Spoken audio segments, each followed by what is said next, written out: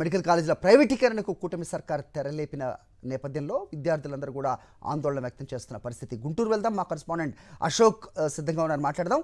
అశోక్, చెప్పండి. సో మొత్తానికి కూటమి సర్కార్ వచ్చిన తర్వాత మెడికల్ కాలేజీలకు ఒక్క రూపాయి కూడా ఎందుకు విధించలేదు అంటే గనక దాని ఆంతర్యం ప్రస్తుతం బయటపడిన నేపథ్యం మనం చూస్తున్నాం. సో మొత్తానికి పేద విద్యార్థులకు మెడికల్ విద్య, వైద్య విద్య అనేది ఒక అందని ద్రాక్ష అనేది మరొకసారి రుజువు చేయబోతున్న కూటమి సర్కార్ తీరుతెన్నుల్ని ఏ రకంగా చూస్తున్నారు? ఎవరితో ఉన్నారు మీరు? ఏంటి మీ దగ్గర ఇన్పుట్స్?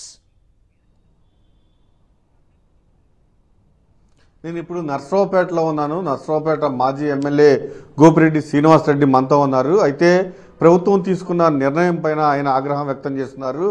ఖచ్చితంగా ఇందులో భారీ కుంభకోణం దాగి ఉందని కూడా చెప్తున్నారు. గోపిరెడ్డి మనతో ఉన్నారు.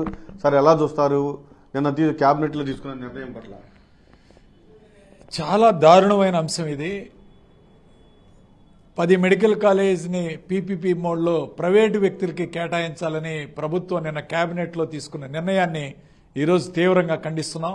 ముఖ్యంగా సంపదని ఈరోజు జగన్మోహన్ రెడ్డి గారు సృష్టించిన సంపదని అమ్ముకునే కార్యక్రమం చేస్తున్నాడు చంద్రబాబు నాయుడు గారు. సంపద సృష్టిస్తానని చెప్పి ఎన్నికల ముందు చెప్పి ఇవాళ సృష్టించిన సంపదని అమ్ముకునే కార్యక్రమం చాలా దారుణమైన అంశం. ఈరోజు ముఖ్యంగా ఒక్కొక్క మెడికల్ కాలేజీ కోసం దాదాపు 50 ఎకరాలు భూమిని ప్రభుత్వమే కొన్నది. 500 కోట్ల రూపాయలు ఒక్కొక్క మెడికల్ కాలేజీ నిర్మాణం చేయడానికి ఖర్చు పెట్టింది.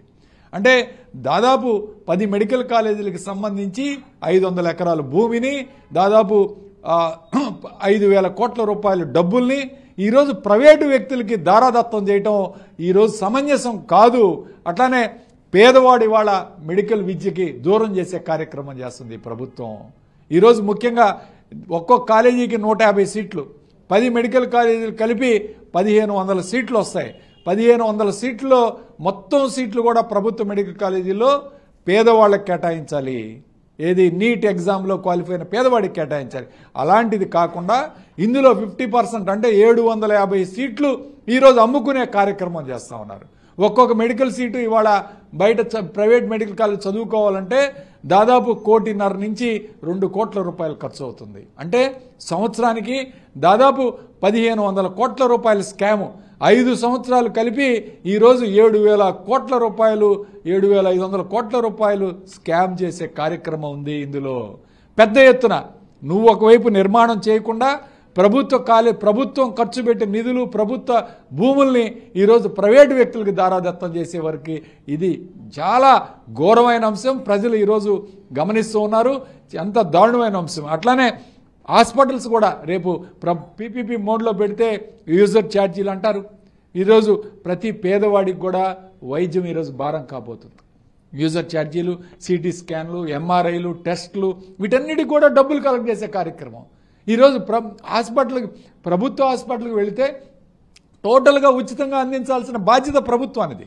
ఈరోజు హెల్త్ కానీ, విద్య కానీ, వైద్యం కానీ ప్రజాస్వామ్యంలో ఏ ప్రభుత్వం అయినా కూడా పేదవాడికి అందించాలని ఈరోజు పలు పెద్దలు, ప్రభుత్వాలు నిర్ణయాలు తీసుకుంటే ఈరోజు దీనికి వ్యతిరేకంగా ప్రభుత్వమే ఈరోజు ప్రభుత్వ మెడికల్ కాలేజీని ప్రైవేట్ పరం చేయటం చాలా దారుణమైన అంశం. ఒకటే చెప్తున్నాను, లూలు మాల్కి ఈరోజు ఏ విధంగా అయితే ఈరోజు ఎకరం 99 పైసలకి 400 కోట్ల రూపాయలు విలువ చేసే ప్రభుత్వ ఆర్టీసీ స్థలాన్ని ఏ విధంగా దారాదత్తం చేశారో ఆ విధంగా ఒక్కొక్క మెడికల్ కాలేజీని రేపు 10 రూపాయలకో 15 రూపాయలకో ఈయన అమ్మితే ఏంటి పరిస్థితి రాష్ట్రంలో? చంద్రబాబు నాయుడు ఇదేనా సంపద సృష్టి అంటే? ఇదేనా చంద్రబాబు నాయుడు అని ఈరోజు అడుగుతా ఉన్నాం. మరొకవైపు ఆరోగ్యశ్రీని ఇన్సూరెన్స్ కంపెనీలకి ఈరోజు కేటాయించే కార్యక్రమం.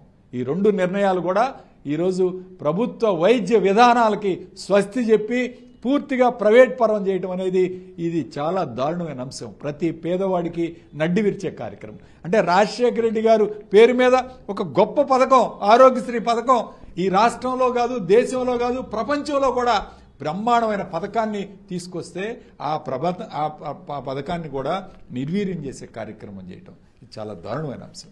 చాలా దారుణమైన పరిస్థితి. జగన్మోహన్ రెడ్డి సృష్టించిన సంపదను చంద్రబాబు నాయుడు అమ్ముకుంటున్నారు. దీని వెనుక పెద్ద కుంభకోణం ఉందని గోపిరెడ్డి మండిపడుతూ ఉన్నారు. హరి, రైట్ అశోక్.